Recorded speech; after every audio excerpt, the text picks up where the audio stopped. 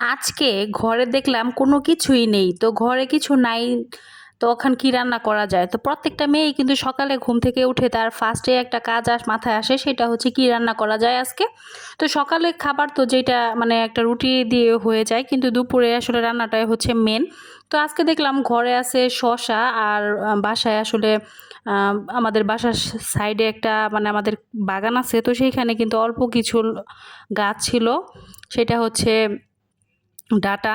তো ডাটাগুলা আসলে কয়েকটা ছিল, তো সেখান থেকে নামিয়ে নিয়ে আসলাম কেটে। তো এদিকে কিন্তু পাঙ্গাস মাছ আছে ফ্রিজে, তো পাঙ্গাস মাছটা দিয়ে আজকে রান্না করব।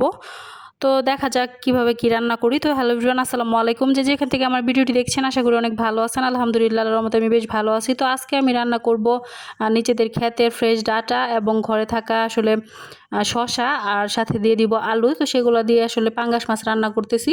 তো পাঙ্গাস মাছটা ফার্স্টে আমি খুব ভালোভাবে ধুয়ে নিয়েছি পরিষ্কার করে, তারপরে কিন্তু সব কিছু কেটে কুটে ধুয়ে নিয়েছি। আর এদিকে কিন্তু একটা প্যান বসিয়ে পরিমাণ মতো পেঁয়াজ আর রসুন কুচি দিয়ে দিলাম। তারপরে কিন্তু এটা হালকা করে ভেজে অল্প একটু আদা জিরা পেস্ট দিয়ে সেটাকে ভালোভাবে হলুদ মরিচ লবণ দিয়ে কষিয়ে নিলাম। কষানো হয়ে গেলে মাছগুলো দিয়ে দিব। তো মাছটা দেওয়া হয়ে গেলে এখন মাছটাকে খুব ভালোভাবে কষিয়ে নেব। কষিয়ে নেওয়া হয়ে গেলে মাছটাকে নামিয়ে নিব। আর নামিয়ে নেওয়ার পরে কিন্তু এখানে সকল সবজিগুলো দিয়ে দিলাম। তো এখানে ডাঁটা, শসা এবং আলু সবগুলো দিয়ে খুব ভালোভাবে এখন মিক্স করে নেব মশলার সাথে। তারপরে কিন্তু ঢাকনা দিয়ে ঢেকে দেবো। আর তারপরে কিন্তু এটা খুব ভালোভাবে কষিয়ে নেব। তো 10 মিনিটের মতো কষিয়ে নিলে হয়ে যাবে। তো আমি কিন্তু আমার ডেইলি ব্লগে আপনাদের সাথে রান্নার ভিডিও শেয়ার করি। আপনারা অবশ্যই কমেন্ট করে জানাবেন কেমন লাগলো। তো আপনাদের জন্যই কিন্তু আমার ভিডিওগুলো করা। তো এখানে দেখতে পাচ্ছেন আমার কিন্তু তরকারিটা খুব ভালোভাবে কষানো হয়ে গিয়েছে। তো এখন পরিমাণ মতো ঝোল দিয়ে দিব। ঝোল দেওয়ার পরে কিন্তু 10 মিনিট এটা রান্না করে উপর থেকে মাছগুলো দিয়ে দিলে রান্নাটা কমপ্লিট।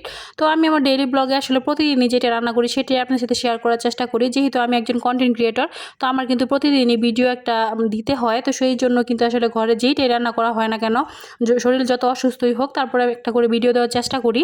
আসলে এই কন্টেন্ট ক্রিয়েশনের জার্নিটা এতটাও সহজ নয়, এটা কিন্তু খুবই হার্ড আমি মনে করি। কারণ আপনাদের প্রতিদিন কন্টিনিউ একটা করে ভিডিও দিতেই হবে, আপনারা যে কোনো পরিস্থিতিতে থাকেন না কেন, যে কোনো অসুস্থতায় থাকেন না কেন। তো এখানে কিন্তু দেখতে পাচ্ছেন আমার অলরেডি মাছটা রান্না কমপ্লিট হয়ে গেছে। তো এই যে দেখতে পাচ্ছেন একদম কিন্তু তরকারিটা মাখো মাখো করে রান্না করতেছি। তো এইভাবে রান্না করলে খেতে ভালো লাগে। তো আপনারা অবশ্যই কমেন্ট করে জানাবেন আপনাদের কাছে কেমন লাগলো।